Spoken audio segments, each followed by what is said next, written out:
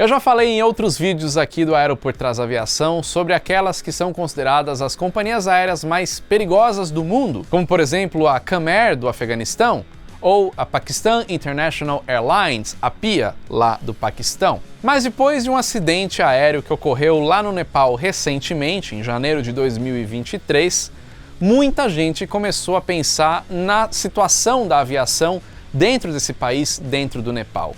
E nesse vídeo eu não vou falar do acidente aéreo, mas um pouquinho sobre a situação das companhias aéreas e dos aeroportos lá dentro desse país. E você vai entender por que as companhias aéreas lá são consideradas perigosas e por que elas são proibidas de sobrevoar o espaço aéreo europeu.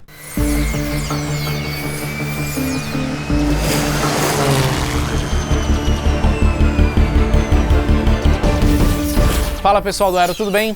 Esse vídeo está sendo patrocinado pela Insider. Eu sempre falo da Insider aqui, nossa parceira de longa data, que tem produtos muito legais, como a camiseta que eu uso em vários vídeos, que é essa daqui, a Tech T-Shirt, e vários outros produtos como bermuda, meias, cuecas, bonés, enfim, uma linha de vestuário bem completa que você vai gostar, porque tem muita qualidade e você pode usar em diversas situações. Já fiz vários vídeos mostrando a capacidade dessa camiseta, por exemplo, de reter o suor, de regular a temperatura corporal, por exemplo. Já voei em caça, já voei sem oxigênio, várias situações diferentes. Essa camiseta aqui, ó, você pode amassar do jeito que você quiser e ela volta, fica lisinha. É produto de qualidade mesmo. E ó, quem é seguidor aqui do Aero por Trás Aviação tem 12% de desconto em toda a linha da Insider. É só você entrar no site escaneando esse QR Code ou clicando no link que está na descrição e usar esse código aqui, ó, AERO12.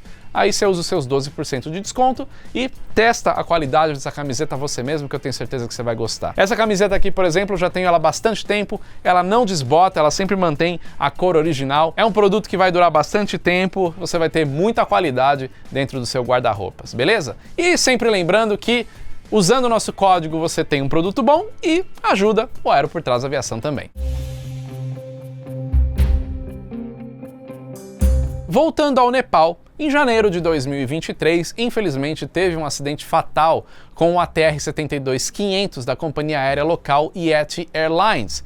Acabou vitimando 72 pessoas. Como eu citei no começo do vídeo, eu não vou falar aqui sobre o acidente em si, não é esse o editorial do Aero por Trás Aviação, mas o acidente ele levanta várias questões sobre a segurança aérea dentro do Nepal. O que acontece com essas companhias aéreas? Por que elas são consideradas as mais perigosas do mundo? Como é que é voar dentro do Nepal? Por que o voo lá dentro também é considerado perigoso? Então, para você entender melhor, eu vou dividir esse vídeo em duas partes. A primeira sobre a condição regulamentar sobre as companhias aéreas dentro do Nepal, da segurança delas.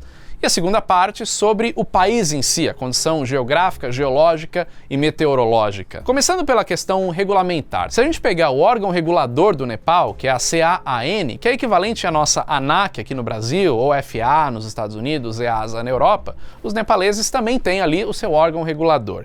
E aí que começam um pouquinho os problemas da aviação civil local. O órgão regulador do Nepal registrou 68 acidentes aéreos dentro desse país desde 1955.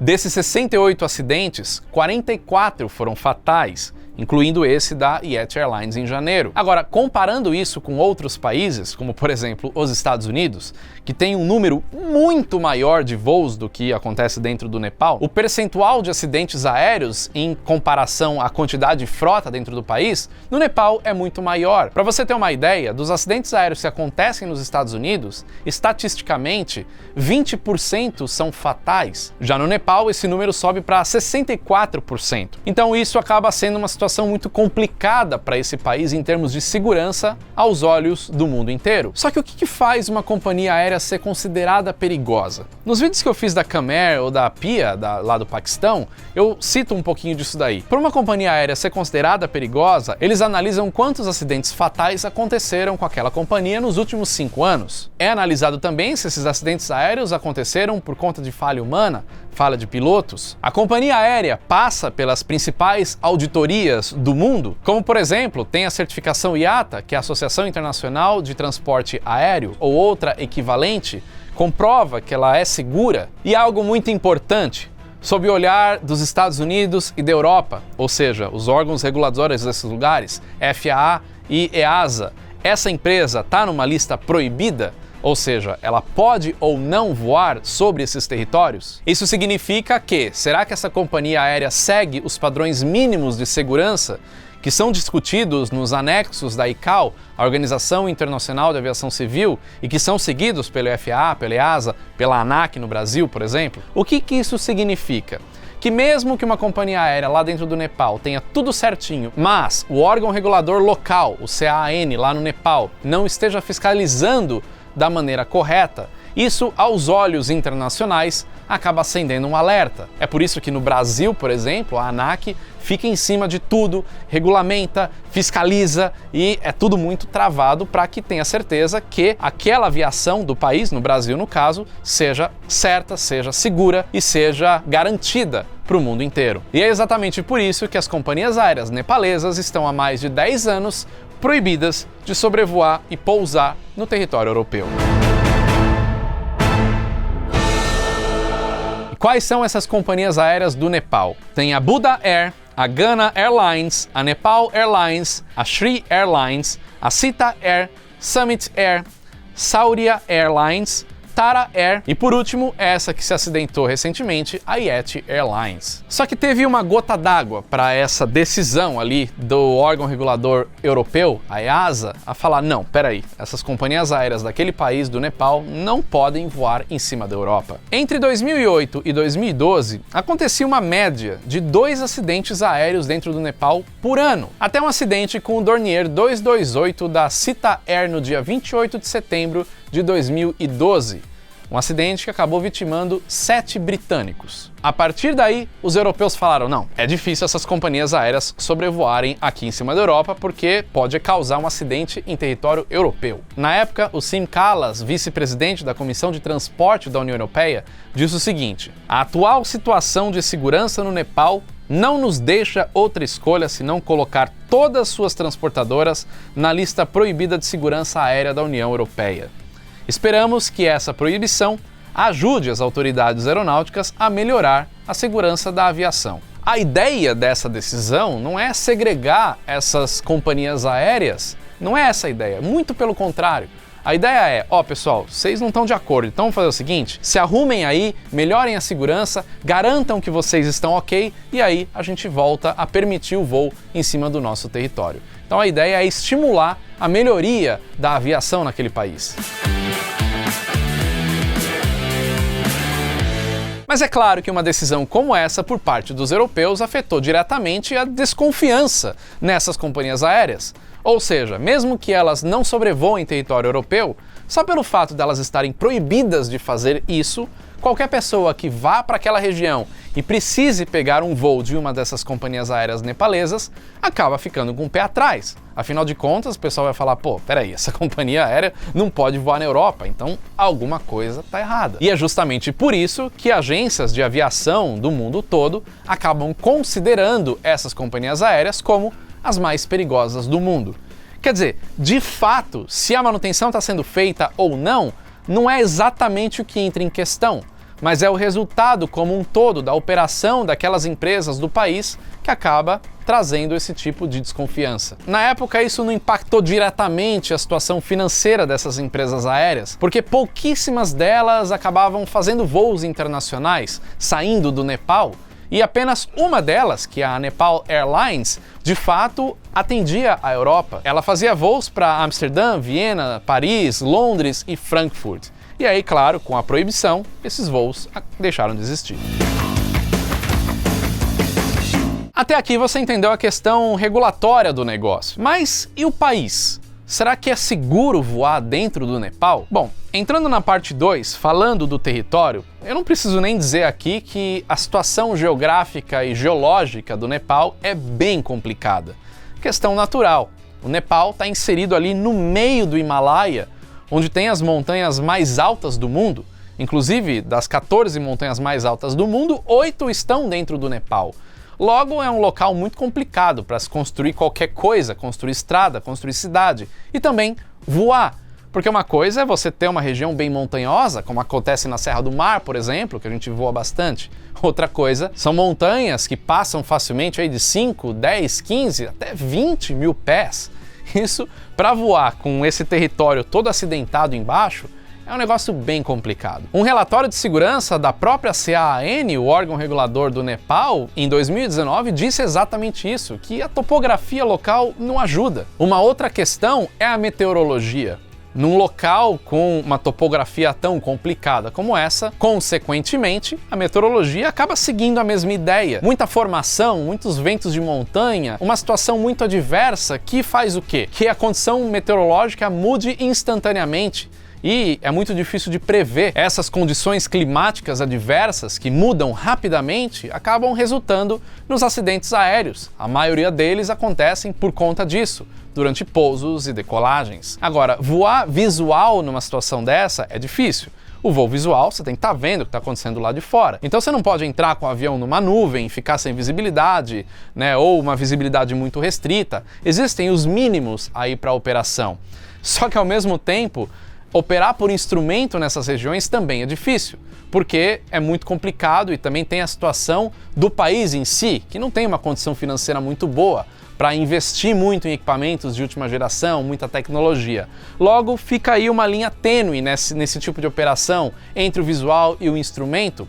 Tem locais que não é nem possível colocar instrumentos, como é o caso de Lukla, por exemplo, considerado o aeroporto mais perigoso do mundo. Como é que vai colocar uma aproximação por instrumento naquela condição que não é nem possível uma arremetida?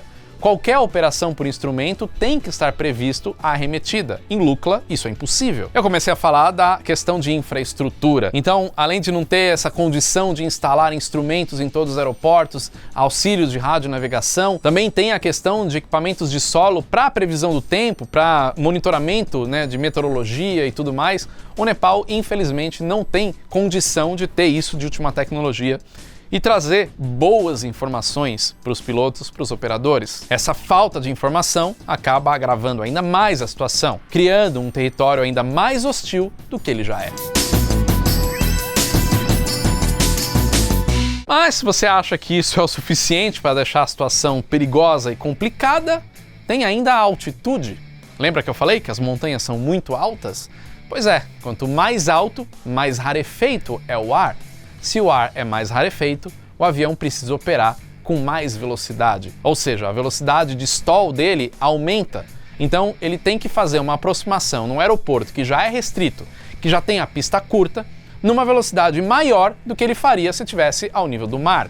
Logo, isso daí, combinado, acaba criando uma situação bem complicada. É justamente por isso que lá no Nepal é utilizado muitos daqueles aviões STOL, que eu já falei em outros vídeos, que quer dizer Short Takeoff and Landing, ou seja, decolagem e pouso curto. Aviões com uma performance que pode operar em pistas curtas em situações bem ruins, que é o caso lá do Twin Otter, por exemplo, e dos Dorniers. Só que se o Nepal é um lugar tão complicado para voar, por que existem aviões lá? Por que voa-se tanto naquela região? Para começo de conversa, é uma região visitada por muitos turistas, principalmente porque lá tem o famoso Monte Everest, o pico mais alto do mundo. E então é um local perfeito para os alpinistas que querem ir lá escalar as montanhas. Também é um local com paisagens muito bonitas, isso acaba atraindo turistas. E por ser um local tão complicado para se locomover, que não tem estrada, né? Tem muito local que é uma semana andando para atingir ali poucos quilômetros, não tem outra opção senão usar aeronaves, aviões e helicópteros. Só que essas aeronaves são utilizadas não só para transportar turistas, mas para transportar pessoas ali local e também mantimentos, suprimentos. Porque as cidades que ficam localizadas nas montanhas, como é o caso de Lukla, não tem outro jeito a não ser levar as coisas de avião. E também tem a questão de resgate, de saúde. Como é que você vai resgatar qualquer pessoa em qualquer ponto daquele país andando 15 dias no meio do mato? Não dá, precisa ser por aeronaves. Então existe sim uma necessidade de tráfego aéreo na região. Não tem como melhorar isso? Não tem como deixar a aviação do Nepal mais segura? Isso já está sendo falado, está sendo estudado pela Organização Internacional de Aviação Civil, a ICAO, também pelo órgão regulador da Europa, a EASA, junto com o órgão regulador da aviação civil no Nepal, o CAAN. Então a gente pode esperar que nos próximos anos algo aconteça, algo melhore, se eles seguirem aí essas especificações, essas sugestões das organizações internacionais. Agora, vale lembrar o seguinte: eu estou falando do Nepal aqui, mas não são só as companhias aéreas nepalesas proibidas de voar em território europeu. Para você ter uma ideia, tem mais de 100 companhias aéreas no mundo que são banidas do território europeu, como eu já falei da PIA, da Pakistan International Airlines, da Khmer, entre outras. Então o foco aqui acaba sendo o Nepal, porque junta várias coisas, mas tem outras companhias aéreas aí pelo mundo. E você pode dar uma olhadinha quais são, entrando no link que eu tô deixando abaixo aí da Skytrax, para você matar essa curiosidade, para ver qual que é a classificação de cada companhia aérea. Mas é isso. Espero que agora tenha ficado um pouco mais claro, falar um pouquinho dessa situação da aviação do Nepal. Não é para também não ir para o país, não estou fazendo uma propaganda contra, muito pelo contrário, estou falando o que está acontecendo lá e que eles estão tentando da melhor forma melhorar a situação aí com o que tem ao alcance dos nepaleses. Eu, inclusive, pretendo um dia conhecer o Nepal e também conhecer Lukla. E com certeza vou trazer vídeo aqui para o Aero por Trás da Aviação. Se você gostou do vídeo, compartilha, curte e comenta também se quiser acrescentar alguma coisa. E agora que acabou o vídeo, indico você entrar no site do nosso parceiro da Insider, usar o código AERO12, ter 12% de desconto, escaneia o QR Code ou clica aqui no link. É isso aí, valeu e até o próximo vídeo.